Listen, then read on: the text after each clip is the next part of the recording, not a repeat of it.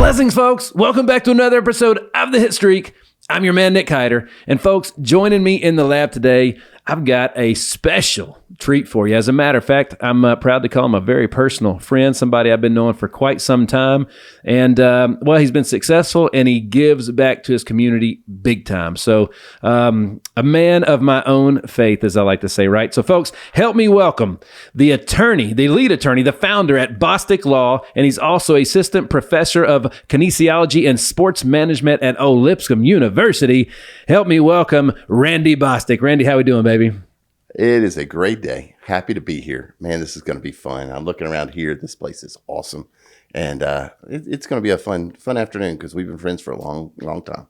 We do, man. And besides from just catching up, we actually have like a real true purpose for you being here today, right? And I'm really excited for that because there is a brand new sports analytics master's degree being offered at Lipscomb University, correct? There is. And let me say first, thank you. Thank you for having me on. I'm excited to be here and to talk about, to some extent, we'll get into a lot of things, I'm sure, but to talk about the sport analytics program at Lipscomb. It's brand new. It's one of the first programs Lipscomb's ever offered completely online. And it's the way the world's going. Analytics, computer technology, it's changed a lot. It's changed almost everything. And so we're helping young men and women, actually just not young, but anybody who wants to get into the sports world through the analytics, because that is a growing, really fast opportunity that people have. And so we're trying to make that happen. That's right, man. Well, and I love to see it too, because, literally like, I struggled for a long time figuring out how to get a return on investment for my own college education, aside from baseball. And I went to Trevecca and I love everybody there and that campus, and I've done great things from that. However, the academics part, I had a hard time applying to a career. Right. And I know that's been, I feel like college, really just school altogether, has been taking a beating the last couple of years. For sure. For people saying that it might be a scam or whatever it may be. But and when you see universities embracing technology and building new curriculums to support it, that's exciting and extremely important, right? So, like literally sports analytics, how important is that in like what we're getting into and everything in the world today? Well, if you look, and I think the highest profile opportunity that everybody looks at is professional sports. Not too long ago, the Titans are hiring an analytics person, and who wouldn't want to go work for the Titans or the Predators here in town or wherever you're watching this, and whoever you're a fan of, who wouldn't want to go work for that professional team? Or if you're a college, we're sitting here in Tennessee, UT, Vanderbilt, Alabama's just right down the road, or Auburn, or any of the SEC or ACC schools.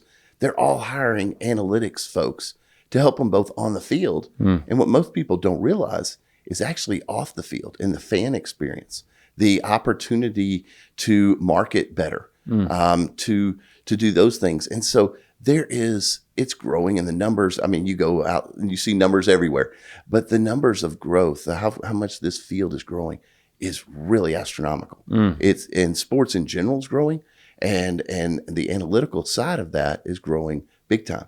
So companies that are wanting to be in sport, companies that are playing and performing in that sports world, they hire analytical folks. And we talk about fans and what are fans, fanatics. You and I, whatever our team is, if somebody puts a Power T on a shirt, I'll pay $30 more. That's right, baby. You put that big Power T or the Alabama A or the Arkansas A or the Florida F on a T-shirt or the Vanderbilt V, you're going to pay more. Yeah. And so why do we do that? Well, sports is different. And analytics, while in the business world or anything else, there's a lot of fundamentally the same concepts. Yeah. But in the sports world, things change. And you have to deal with that fanatical person that's excited about their school or their professional team or even their high school team. And so analytics is all throughout there. And over the last 20 years, we've seen this blow up. I'm sure we may talk about here in a little while Billy Bean and the movie. If that kind of put it out in the forefront. Right. The Moneyball movie? Moneyball. Yeah. And so, which Casey Bond from Lipscomb was actually in that movie. And it's kind of cool to know somebody who was in that with Brad Pitt. That's right. But that concept of what Billy Bean did out in Oakland and starting to do analytics and use that, that kind of got it out into the forefront, maybe a little bit more. But professional teams, college teams were already digging in. Right. And when you talk about our sports talk radio, when you talk about the way ESPN and others provide content, it's all now in analytics. Right. I mean, their content is created from the analytics. And so, yes, we want to prepare students to be able to be successful and enter this field that's growing, that has an opportunity for them to be successful. Mm-hmm. Because you said something a while ago, you talk about college and the view of it. Mm-hmm. Well, our job is to put people in the workforce that are ready to go. Mm-hmm. And we can dive into that, but our job is to have them ready to enter the workforce and to be successful there. And ROI is now starting to be talked about. That's a business concept that's never been applied to education until the last few years, it seems like. Yeah. And so, but yeah, this degree, it's completely online, so you can do it wherever you are in the world. It's asynchronous, so you do it to some extent on your own time frame. We do have some pieces of it that you get to work with an actual organization to do some real work. Because how do we get you a job? Well, you need to know people. You need to be in it. You need to do real stuff. And so that's a part of what we're creating and or have created. And we're excited that this August the first class will be there. So I know I just talked a lot. No, that's awesome. Where do you want to dive off into? And because there's a bunch of things there, I think we'll probably dig into. First things first, like I like to make sure we're all talking about the same thing. Quick little story. One time I was doing a small keynote for a group of folks, and we're talking about mindset. All right, it's right when mindset wasn't as popular of a word as it is today. Right. And we're talking about it, and for whatever reason, God gave me a question where I basically said, "Hold on a minute, God, like what is mindset?" I asked 8 people what the word mindset meant, and I got 8 different definitions. Sure. So that meant we were talking about 8 different things. Of course. Right. Yeah. So analytics, my old buddy Webster. I love Webster. We're good friends.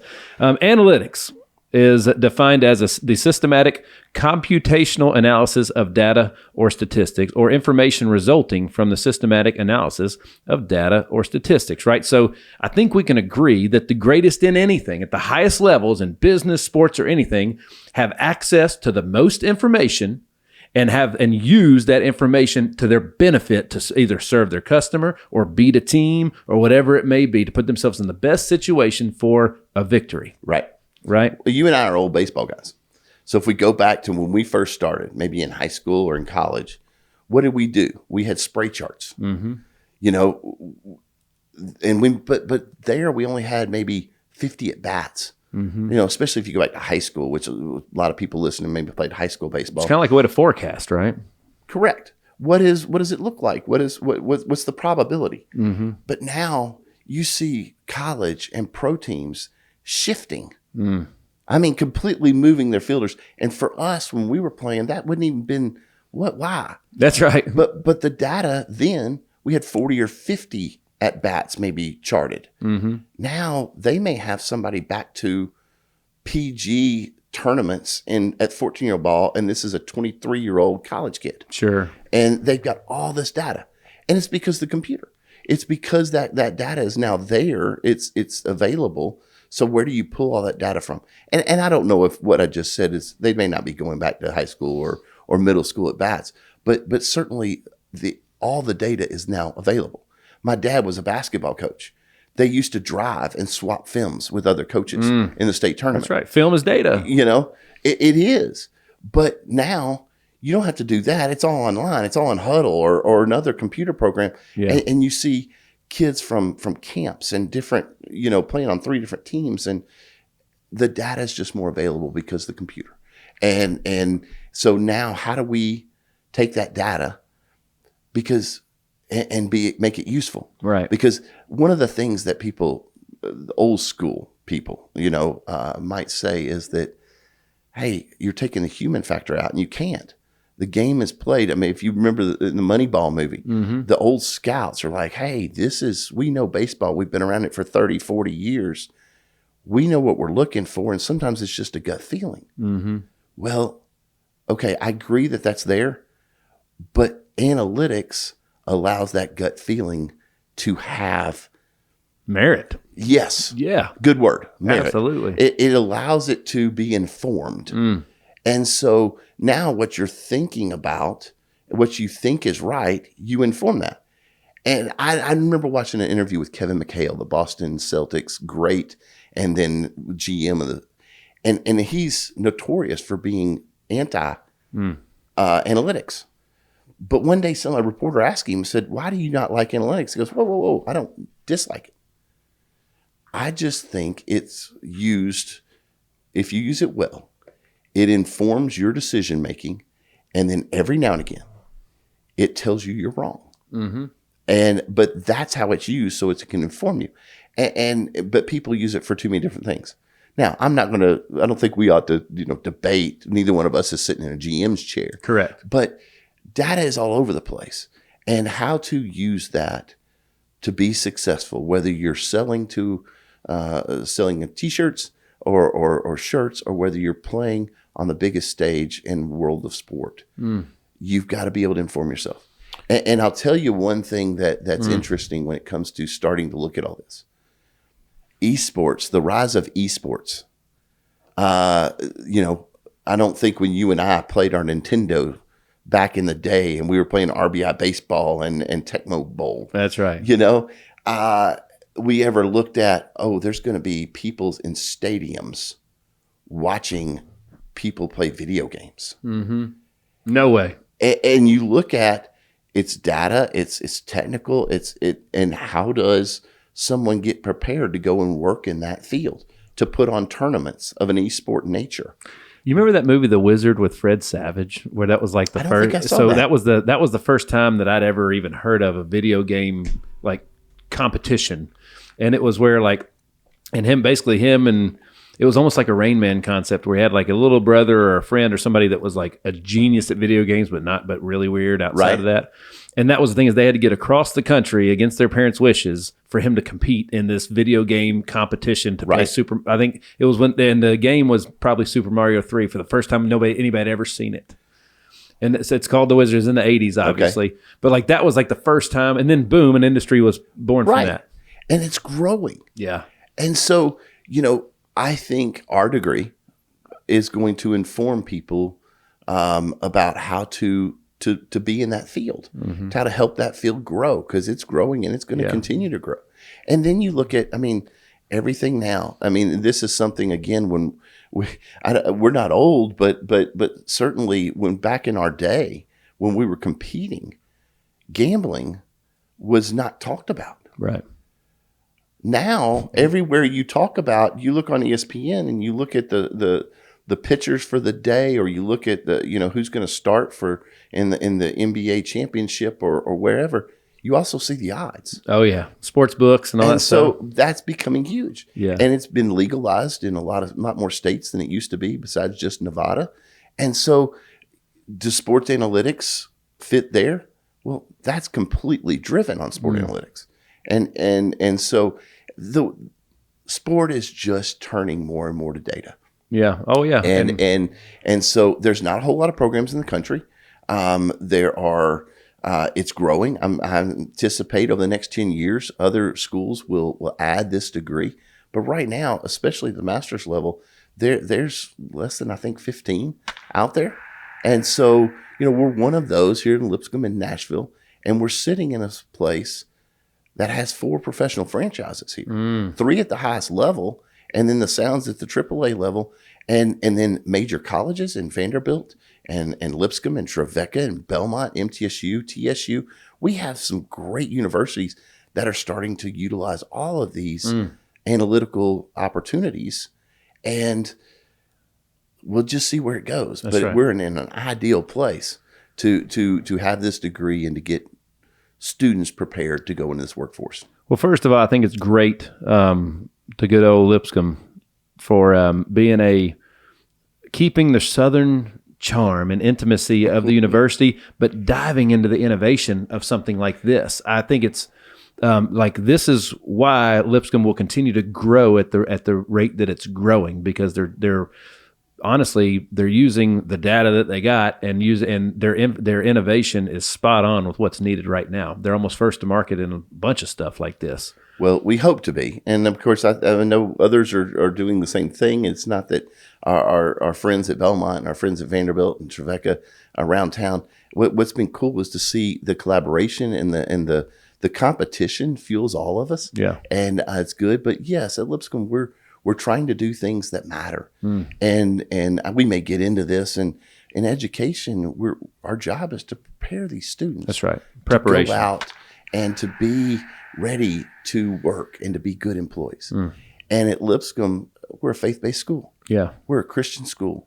And I think that adds an element to being ready to be in the workforce. I think it's the most important part of the whole dang thing, if you ask me. You and I agree on that, absolutely. Because, people have the buzzword soft skills. But being a Christian, being a faith-based person, how you're supposed to act, how you're supposed to treat people, that is the soft skills. Absolutely. I want to thank all of our loyal fans that spread across all 50 states and 14 different countries. It's absolutely amazing. Folks, help us keep spreading the word, right? Share your favorite episodes with friends and make sure that you are liking and subscribing to the Hitstreak on all digital platforms. Thanks again, and we look forward to more. I can't remember what year it was, but it's within the last decade where data past oil is the most valuable commodity on planet Earth, right? So, and we can all agree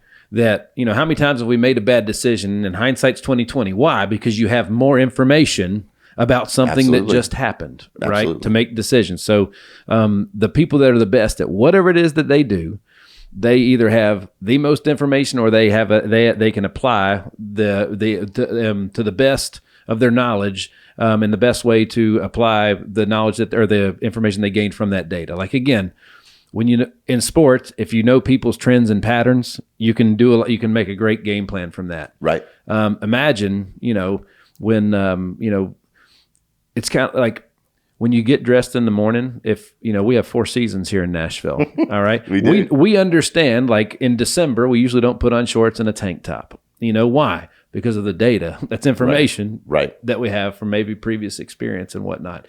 And we can also look at our phone and be like, what's the weather going to do today? What's the high going to be? What's the low going to be? Is it going to rain?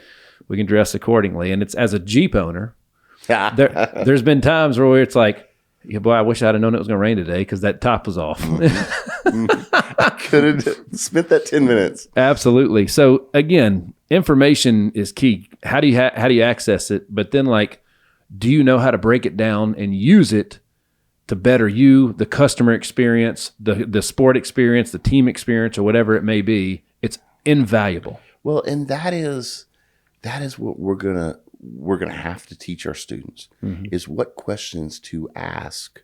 So a head football coach, or let's take the Predators, the head coach of the Predators. He wants to have, what problem does he need solved?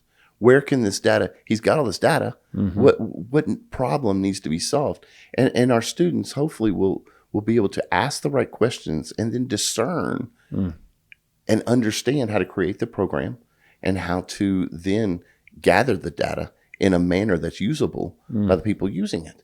And so that's the part of the process, that listening to the questions, understanding what's needed and what the goals are.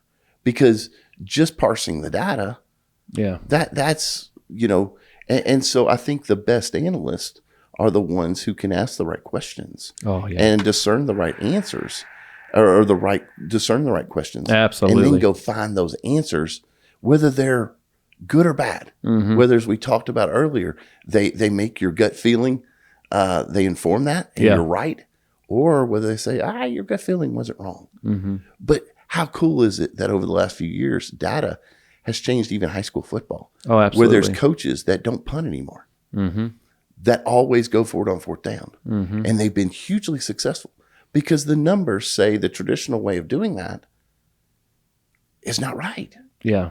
4th and 1 from the 30, you should go for it every single time. And yeah, you're not going to get it all the time, but more often than not, you're going to be successful. Keep the drive going. You get a better chance to score, a better chance to win.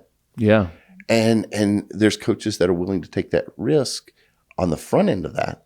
And so it's interesting to see how people use the data and ask the right questions, find the answers, and then apply it.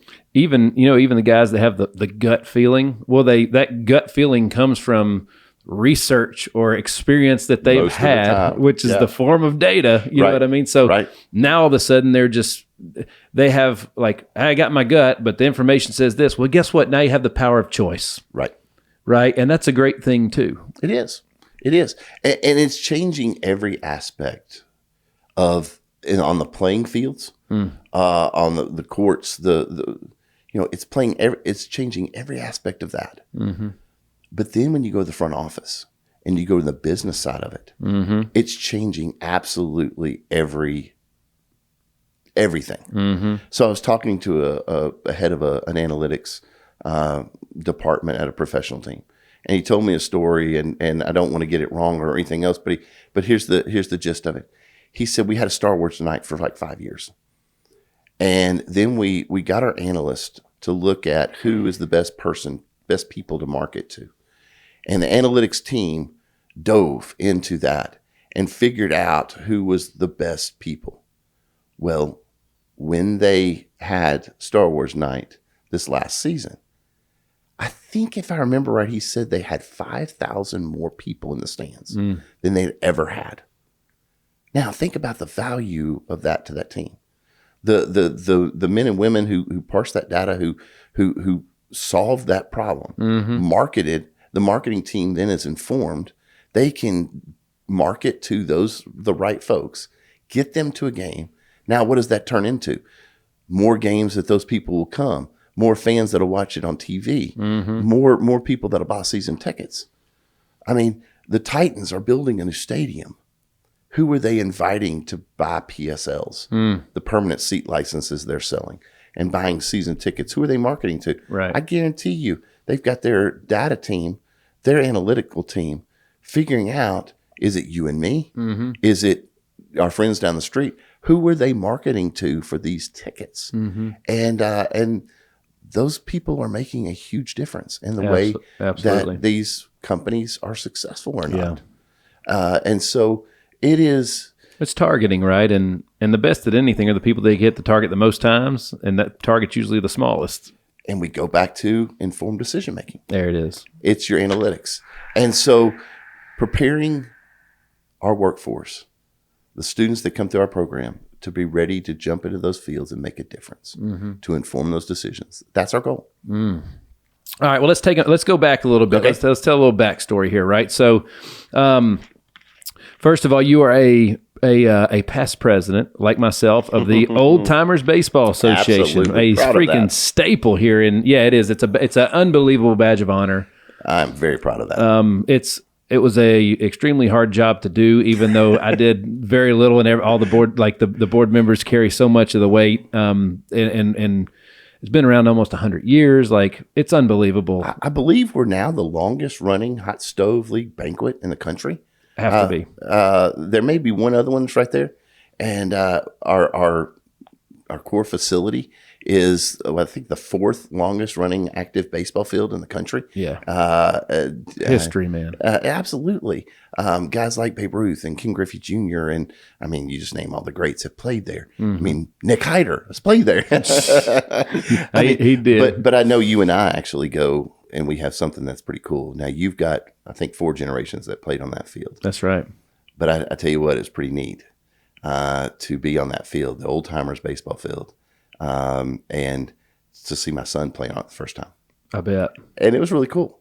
And so, yeah, we go back there and that organization, I mean, the good they do, the good we do. I mean, we're both still members and even though we're past presidents, but we're still members.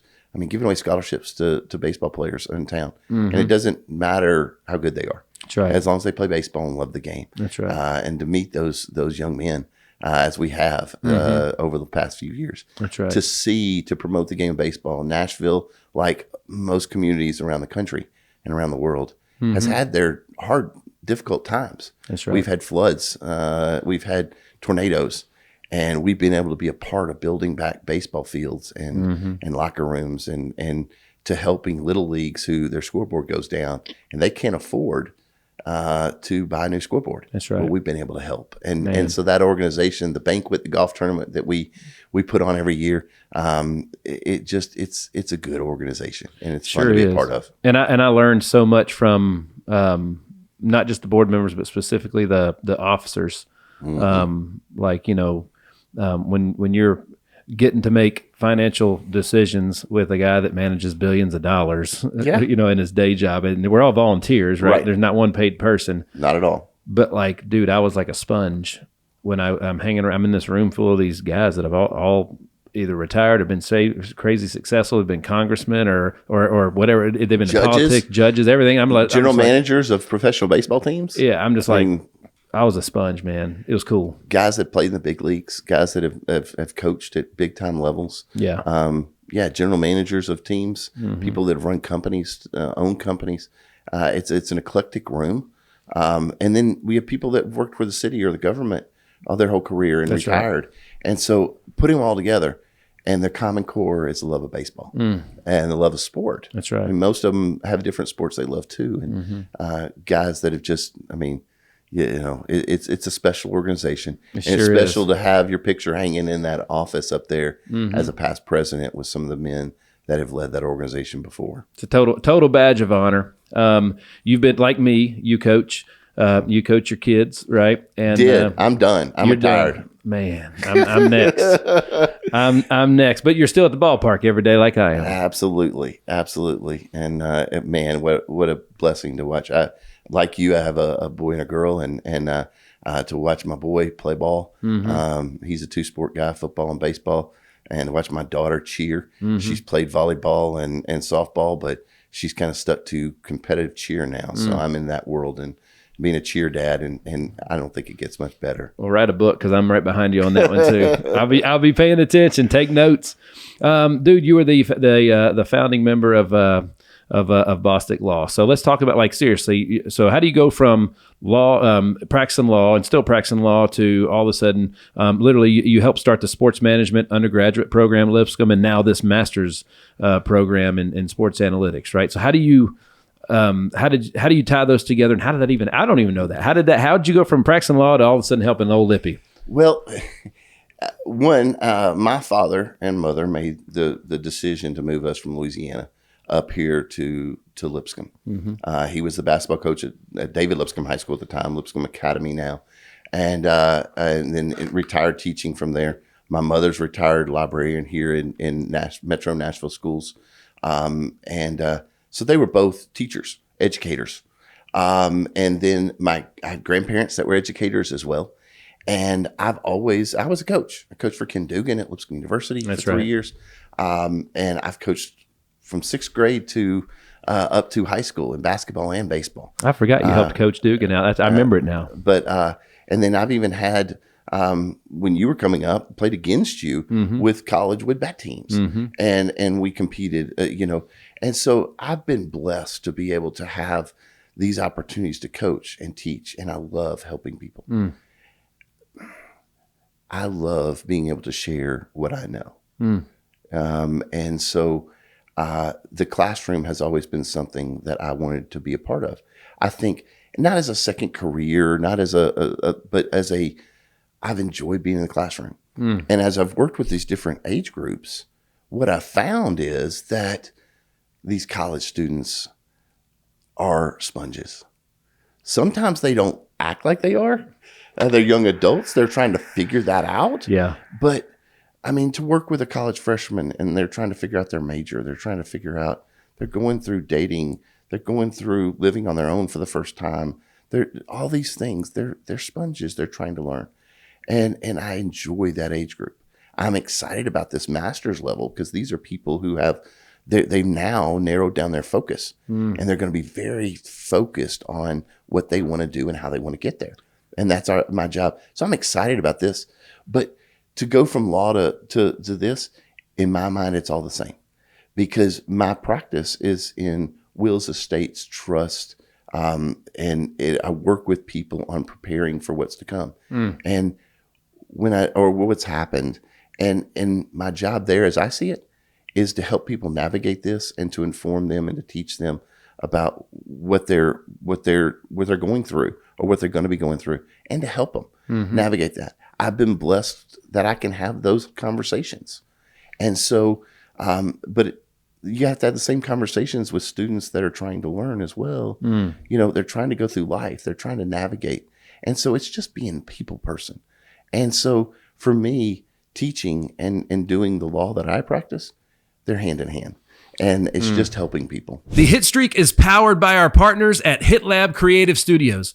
Whether it's launching your brand new podcast, rebranding your current podcast, or taking advantage of any of their other content packages specifically for your social media needs, the HitLab is a one-stop shop for you. Visit hitlabstudio.com for more. We looked up the definition of analytics, right? So at the end of the day, when I left school, I went to school on a baseball and music scholarship. There was a conflict in scheduling, so we had to after year one, we had to make a change and go all in on one versus the other. Okay. And we went with baseball. And but when I got out of school, I just wanted to play ball, and I did for a while. But then when I got out, I had zero idea what I wanted to do, what I should be doing, what I was called to do. Honestly, I didn't know how to make an impact in the workforce at all.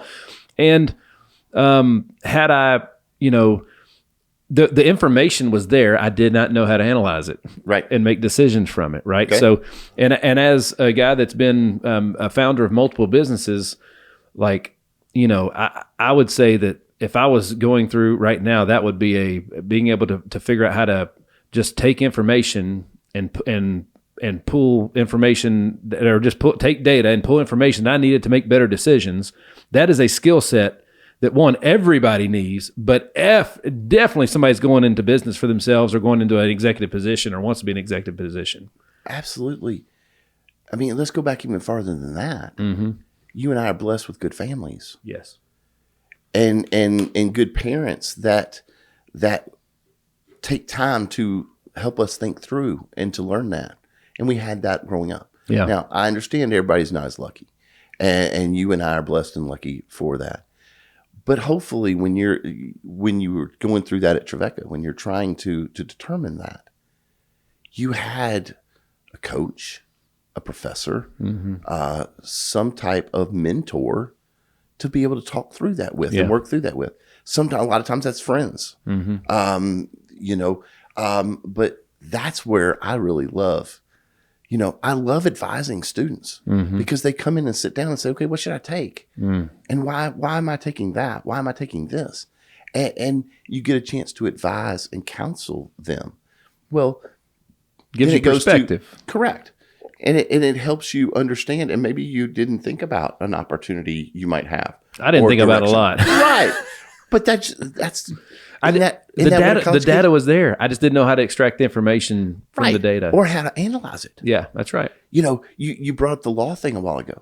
The one thing law school taught me is how to analyze. Yeah, because you're basically just doing nothing with information. You're tracking down information to build cases, right? Right. And you got to be able to see both sides of it and where your opponent's going to be strong and weak if you're going to be in a courtroom. But you've got to be able to understand, you've got to be able to analyze situations to solve a problem. And so it's a skill, baby. And then you go to business and you go into starting your own business, being an entrepreneur. Well, hopefully, if you're smart in doing that, you don't go reinvent the wheel. Yeah. You go search out mentors that will spend the time with you to help you navigate that and to help inform you about how to. And then we come back and we kind of this analytics word that we've kind of been bouncing back and forth. Well, it's not always just about numbers in a computer, but all the information that you need to consider as you go about starting a business or running a company or doing whatever it is you're going to do. Yeah. And hopefully you have mentors and people in your life that you can rely on that you can go to for advice. And, everybody that's listening to this and everybody and we both know it's not always easy. Mm-hmm. It's not always fun. That's right. You may love your job. I mean, you got a cool job. Mm-hmm. I mean, you're doing this and it's awesome. And people look at it from the outside in and they look at it and go, man, he's got it made. Mm-hmm.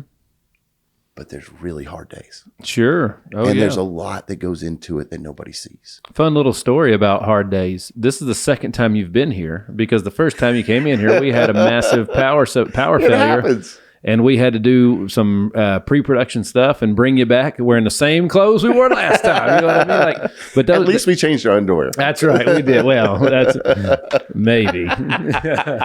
But oh man, but like again, yeah, there's hard days in everything. There's another layer of this too, with like, how many times have we made decisions because we didn't know we were trusting information from the wrong source? Sure. You know what I mean? Absolutely. So, because the information's coming at you from all different directions. As a matter of fact, if I was a coach, how can they, at the end of the day, if I was a manager at the professional level, there's two ways you can do it. You can trust your gut, you can rely on information, you can do a combination of both. However, if you always have the data on your side when you make a decision, if it don't work out, aren't you harder to fire versus somebody that just like made a wrong decision with no information? Oh, well, I mean, yeah, absolutely. You would think so. I mean, somebody that flies by the seat of the pants is very emotional, not based in science data. I mean, you got to think they're on the edge all the time. If you provide them with the data and they made all their decisions from that data and it didn't work, how can they be at blame? Well, and it's a business, and people will put you at blame, even so. But certainly, I mean, maybe insulating is the wrong word. There's a lot more security, I would think. Yeah. And I think that was, but if you're trying to win, and most of those people that I know, that are so highly competitive, they don't care about their job. They care about winning. Mm-hmm. I mean, they don't want to play the weak teams so they have a better record. They want to play the best teams because they want to beat them, and they want to be the best. Mm-hmm. And so they're going to use every opportunity to be successful, and they're going to work hard for that. Not to have some fame. It's because they're competitive and they want to win. That's right. And the second part of that, with guys that are ultra successful and they're doing it right, and I'd say, look at some of the best coaches that we put out there. I mean, if you put their names out there, they're successful, yes. Highly competitive, yes. But the other aspect of that is they love their kids. Mm. I mean, every one of their athletes will run through a wall for them. No doubt. And so, it can't just be about analytics, but it certainly is a part of it. You can take those analytics and by far be a much better leader. From those analytics, right? Yes. So, I don't think there's a leader out there these days that isn't highly analytical. No, and even as a business owner, when I sought out help, I was like, we'd get to spots, and I was like, man, how do we get to the next destination? And as an athlete, when you want your kid to get better, you may hire him a private instructor. You get private lessons. Well, guess what? You can do that in business too. And what I would find out is the people that were giving us this amazing help and leadership and whatnot, all they were doing was just showing us data that we had access to that we didn't know we had or even what to do with it. All they did was just literally they just showed us more targets. Or look at that data a little differently than you have in the past. Yes, that too. Open up your mind to other angles to come about it. Mm-hmm. And so hopefully in our program and what we want to do in educating these men and women who are coming through our program is to help prepare them to be mentors, to be mentored, and to look at things from different angles. That's right. So let's the movie Moneyball was it really kind of opened the general population's eyes up to all this, right? Yeah. Because it was, obviously in the world of professional sports, they all knew it was going on, that when it was happening, they're aware of it, they're talking about it, they're figuring out how to use it, and so on and so forth. But the movie really did a great thing.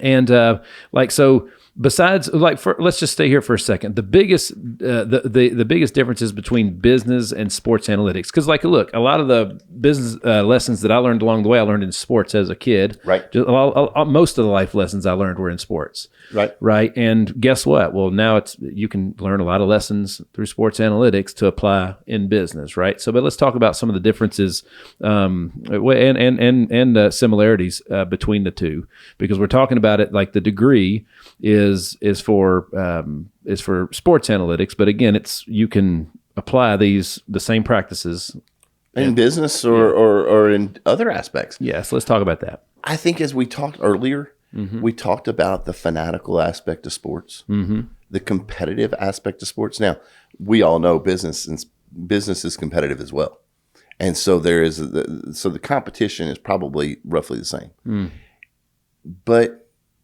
in business, there's not going to be fanatics, or at least not a lot of them. I mean, there may be some fanatics about your brand or maybe some niche products. Correct.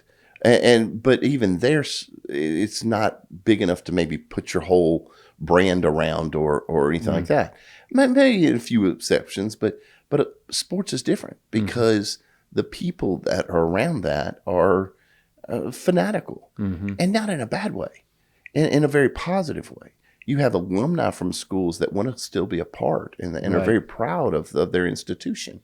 You have professional teams that their fans are very proud of their city, their team.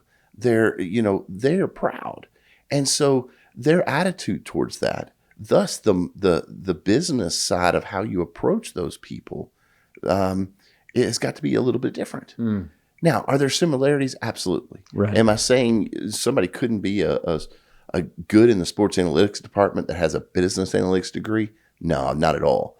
But I think as we prepare people to be in the sports business world and do analytics in the sports business world, I do think there are quite a few differences that we can help prepare for. That would be different than a business analytical that's sitting in a company. Certainly, there's different goals a lot of times. I think that's the catch for me is there is fanatics in sports and there's not as much about business. So again, how many life lessons I learned in baseball that I wouldn't have learned if I had to learn them somewhere in some other application because it wasn't fun like baseball was. Right. And you're basically teaching, again, data mining is, and taking those analytics and running plays and hiring and firing and developing products and launching products and how to advertise and all those things. They're learning all the fundamentals of those skill sets, right, while they're doing something that they enjoy, which means they're going to get more out of it, right? I think there's certainly an aspect of that and a big aspect of that. Because not everybody's going to get a job in sports, but they can take what they learned in sports analytics and make a major impact in the marketplace doing something else. And I think, yes.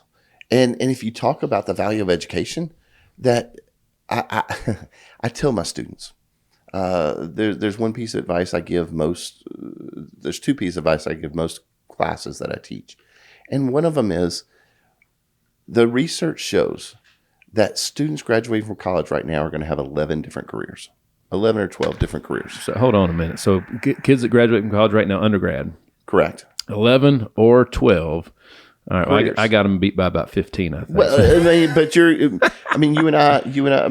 but 11 or 12 different careers.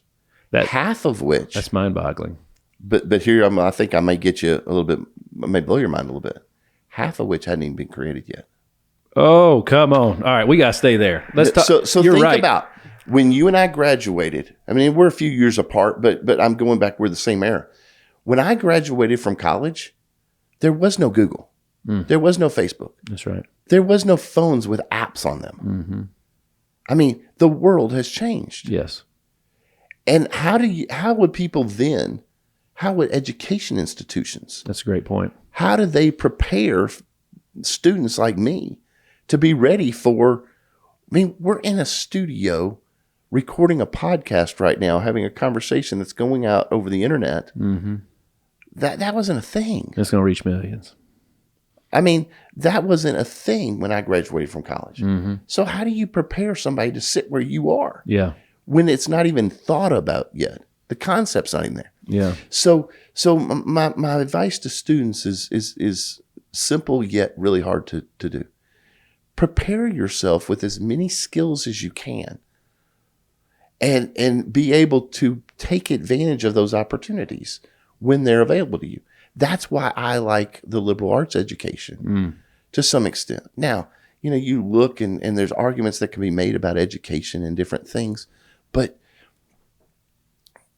if you have a well-rounded education and you have this opportunity, you go and you have a chance to take it and be successful in it and learn new things. That's right. So this is something we may want to talk about it for a minute, but I'm of the belief, and I don't know if everybody is when in education, but I know some of my colleagues agree with me on this.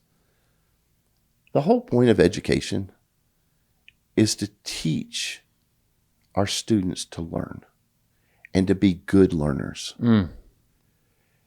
Because they graduate with a degree from Lipscomb University. They go take their first job at XYZ company. What's that company going to do? They're going to train them for the first weeks, months, maybe even years to do their job. They're going to teach them how to use their systems and to plug in. They're going to teach them the exact skills they want them to have. If our students don't know how to learn that quickly, they don't have an advantage. They're not going to be ready for that job.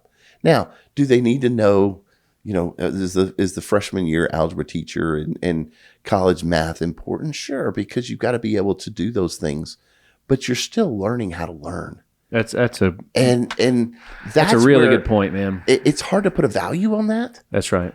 But if my students can come out of school and they go to their first job and they can assimilate to the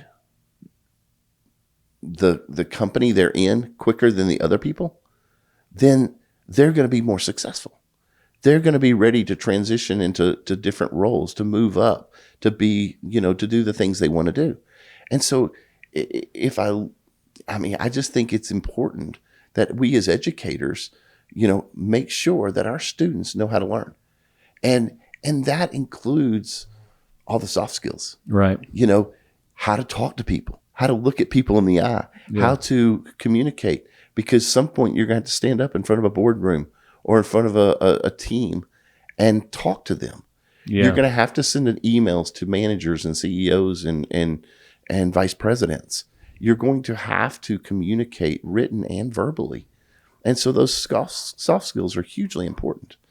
We say the application is important a lot of time. At the end of the day, it's just like you got to be able to make decisions, informed decisions, right, to better you, a situation, or somebody else, or their situation, or whatever it may be. And again, how do you get good at anything? It's through repetition, right? Practice. Good repetition. So learning is a skill. Absolutely. Right. And some people are quick learners. Some people, it takes them a while. Learning how you learn. I learned more in my 30s about how I learn. Yes. And I think that's, as a good professor, as a good educator, we have to do that. Yeah. We have to seek out and help the students find, how do you learn? How do you take this information and be able to utilize it? I mean, how do you work so that you can learn and be prepared for what's next? The Hit Streak is powered by Team Hyder. Team Hyder has been serving you for 11 years and has racked up over 20 national and local awards for excellence in all areas. When it comes to finding the right health plan, we need to consider your family's needs and your family's budget. That's what we do to serve you. To look further and to book an appointment, visit teamhyder.com. So, do you think this is a fair statement? Because all this stuff is coming out right now. It's really cool. I'm having a great time, dude. So, if learning is a skill, all right. So, if you put your kids in Little League baseball, and all right, so obviously they're getting basically the same experience every other kid in the league is getting for the most part, right? So a lot of similarities there. They get a certain amount of practices a week, certain amount of games, maybe a certain amount of playing time, whatever it may be. And if it's not benefiting them as good as it could, then the parent says, hey man, we ought to get you some extra help, some additional resources. All right. But over time, when it came to, with school, like everybody's got the same curriculum, basically K through 12 for the most part, a lot of similarities. And then some kids, you realize, man, they're getting left behind. They need additional help. And some kids are bored and they need additional help because they're gifted and on the other thing, right? Correct. So do you think that maybe we don't give school a fair shot, and like school, they went to school, it should do everything. They should be able to apply it. I mean, if we think anything else we put them in, some additional help would, some whether it be some advanced help, whatever it may be, would be a good thing. Why not in school? Boy, it's a big question. Mm-hmm. And I feel very much, I'm not sure I have I'm the expert to make that call, but it does seem to me that we do the things that are important to us. We seek out the information. We seek out the people that can help us be good at that. That was my point. And I think you're right on. You're dead on. When it comes to education, and when it comes to, there's ways. I think I'm not sure everybody sees it the same, mm-hmm. and I'm not going to speak for everybody, but I think in the ideal world, the way education would be is that parents and the community that the child or the student is in is supporting them the same way that maybe you and I support our sons in baseball. Mm-hmm. Where, okay, he's not listening to me anymore. I'm old dad. I want to go listen to this guy who is younger and just got done playing at XY University, mm-hmm. Or played in the big leagues or whatever it is. And yeah, we got to pay them a lot to work with them. They're saying the exact same things we're saying to them, but they're listening to because maybe they're saying it a different way, or maybe they're teaching just a little bit different way. It's the exact same thing, just a little differently. Right. And I think parents, communities, and whatever that is for a student, that they take the same interest in the student being successful mm-hmm. as maybe you and I do for our kids. Yeah. And the way maybe education was intended when it first started. Mm-hmm. Now the world's changed. And so I think education probably has to figure that out. Without that support for every kid, how do we not let those kids fall behind that mm-hmm. don't have that support? Right. And money doesn't grow on trees as much as a lot of people. And so, and it takes money to be able to run this. And so I'm not sure I have all the answers or maybe any of them, but I do think that's probably the bigger question is, how do we get communities around these students that help support them in whatever they need to figure out how they learn, how to grasp this education and then put it into practice. When I think about it, the people that had the best experiences in school and school made the biggest impact on them, well, it wasn't the school that did it. It was somebody in the school that they had a connection with. Yes.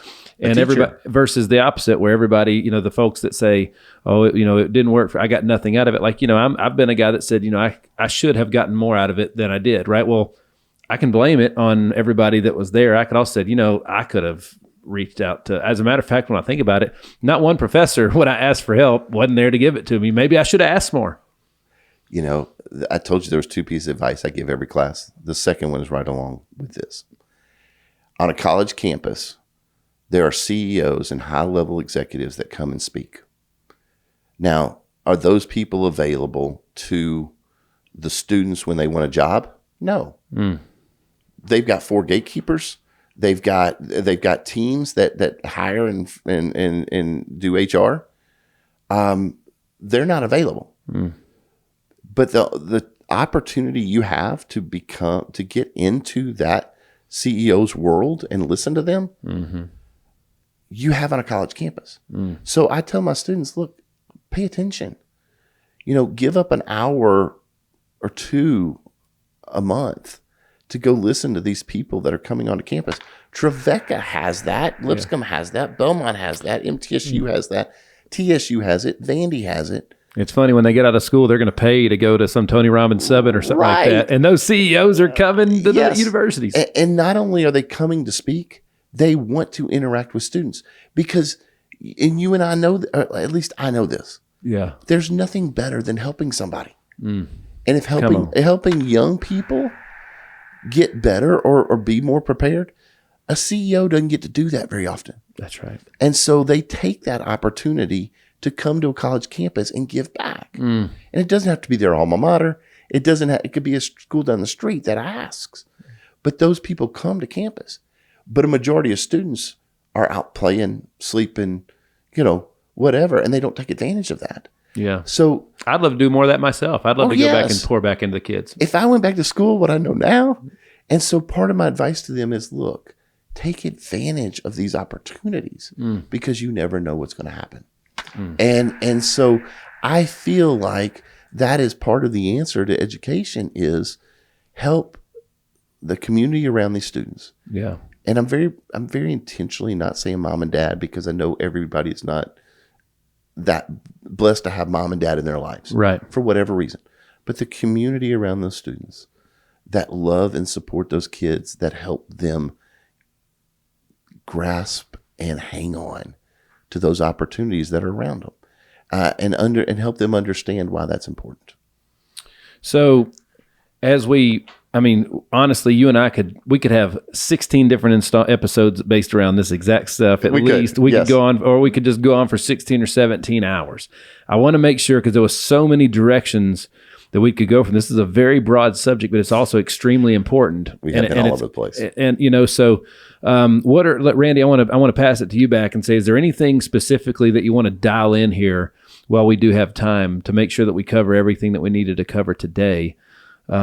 Just to make sure, again, the purpose of all this is to make sure that people get the information that they need, right? So we have information, and there are people out there that need it, and it's our job to make sure that we put it in their hands, right? So is there any other direction you'd like, anything we need to talk about? As far as direction, no. I think the emphasis is that the world we live in is changing so fast from because of the digital age that we're in. It's changing fast. Yeah. And because of the nature of education, the world we live in, as far as an education world, you have to be prepared for that. And our intention with this degree, when we started it, when we announced it, is to make sure that the students that come out with this degree are prepared for whatever direction they want to go in this analytical world. Right. It emphasizes on sport. Because that's where most of these people, and as you said a while ago, sports is exciting. Sports is something that people want to be into. But there's so many opportunities out there, but that students are ready to attack and to be a part of this sports business world. And so I think that's what we want to do at Lipscomb with this degree, with the sports analytics degree. And I appreciate you letting me come and talk about it. But and so many other things that we've talked about go into this and to this world of sport. And like you said, we could go 100 different directions and spend hundreds of hours on this. And you probably will over the years talk with people who are in this world. And I think it's going to be seen more and more because it's just growing as fast as we can imagine, really. Well, but I do think that it's very important that people understand. You're a former college coach, right? As a lawyer, like you're only as good as the information you can track down in your right. Yes, I mean you got to be that. That's your backbone. The backbone's information? What you do with that can go in all kinds of different directions. But your anchor, your backbone, whatever it is, your stabilizing force is nowadays data. Well, I just think it's really cool that a former college coach and lawyer who enjoys teaching has found a way to take all those literally two separate careers and morph it into a third one. You know what I'm saying? That truly provides a service and a need for people like you. That ignites your passion, Randy. I just think that's such a admirable thing, man. Well, I'm passionate about it, but I also have Andrew Malden, Dr. Malden, who works with me on this. Our dean, Lynette Austin, the people that are around me, and I can even talk about our president, Candace McQueen. I mean, She has the coolest name of any university president ever. She does, and she is so awesome. She and I happen to be in school together and known each other for a long time.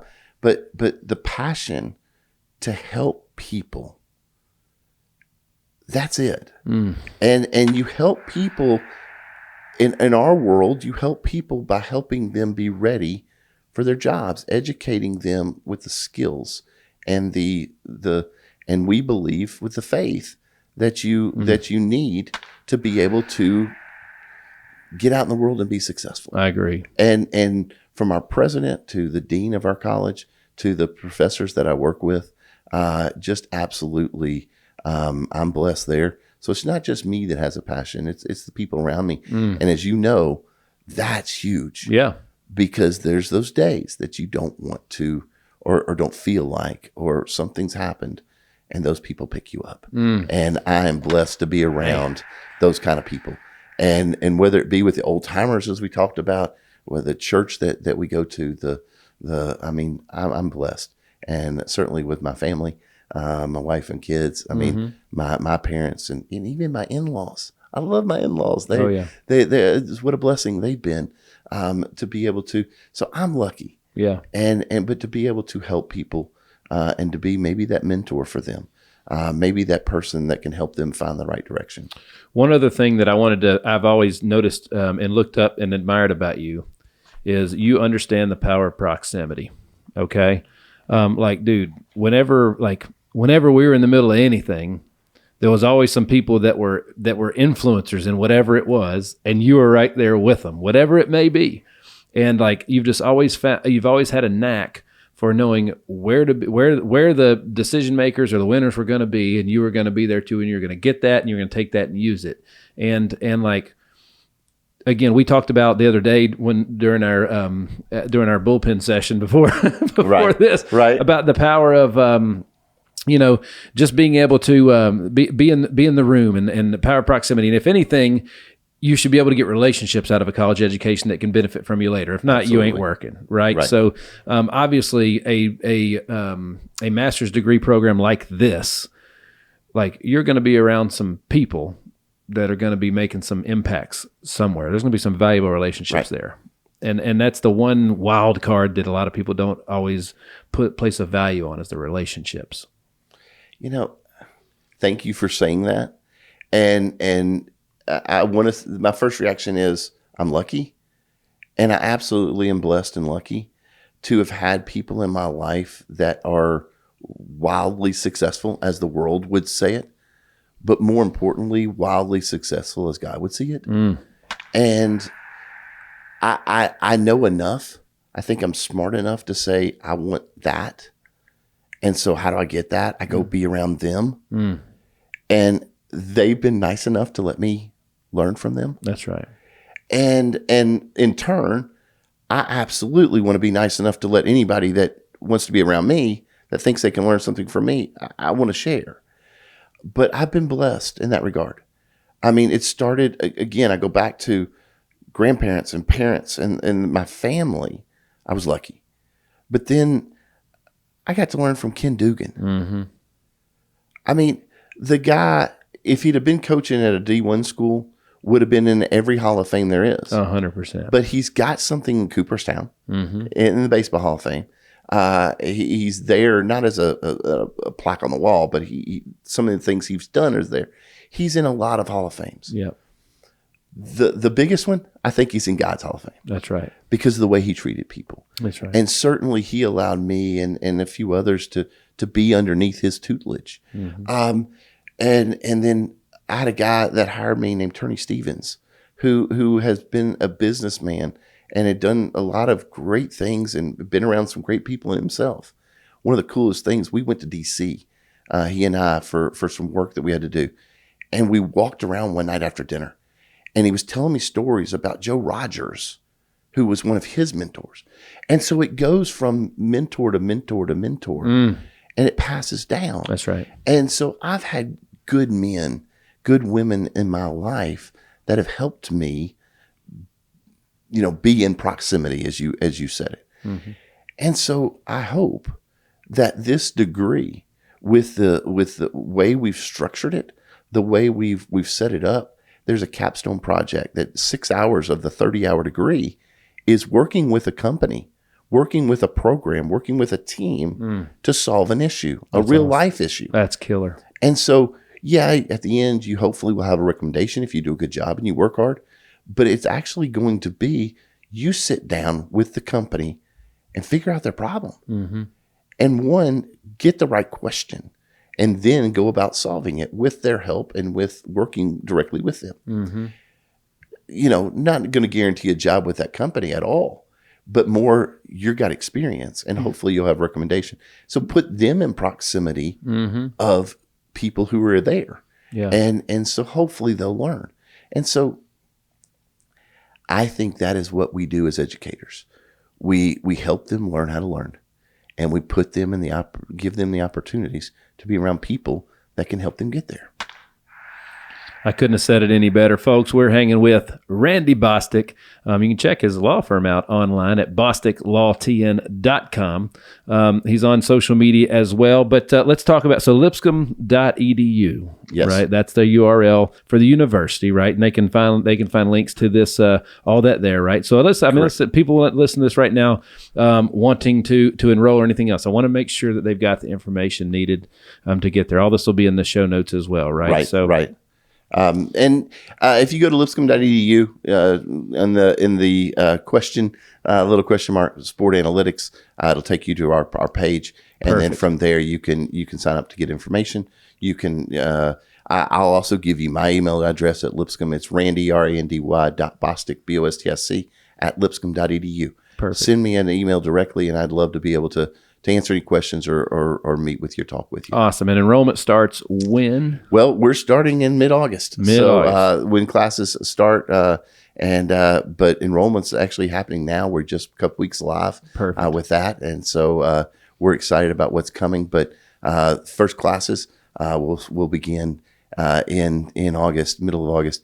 And let me say, it's not a traditional degree. You do not come to campus at Lipscomb. So you actually will be online. We will interact with you online, but it is asynchronous. So you also will do it at your own pace. And so it is for those that are busy, for those that want to do this, but have a family or that have a job and need to work for, to be able to live. That's right. Well, you can still do this and do it on your own pace. And we'll still help you get where you want to be. The Hitstreak is powered by Rack Financial. When it comes to your credit card merchant processing, Rack Financial is efficient, reliable, and trusted. At the end of the day, when it comes to processing your credit card payments, they make it simple, the way it's supposed to be. Check out Rack Financial. I'm super excited. I can't wait to see all the success that it's going to reap for both the university and everybody else involved. Any final thoughts, man, as we bring this sucker to a close? Thank you. Thank you for letting me be here. It's great to just be able to hang out, talk about education, talk about a lot. And hopefully these people that hear this, if they have questions about education or whatever, that we've been able to help them a little bit. But it's been fun just being in here, being in your studio and spending this time together. Absolutely, man. Well, thanks for the hang, brother. It's always a good time. It's always a good time. Folks, once again, we're hanging out with Randy Bostic, the founder of Bostic Law. He's the assistant professor of Kinesiology and Sports Management at Lipscomb University. We're here talking about their brand new sports analytics master degree. And just because we love him, he's a past president of the Old Timers Baseball Association. We got to keep that in there, baby. Absolutely. Well, Randy, thanks again for hanging today, brother. Thank you. It's been a pleasure. Well, folks, thanks so much for tuning in to another episode of The Hitstreak. I am your man, Nick Hyder. God bless.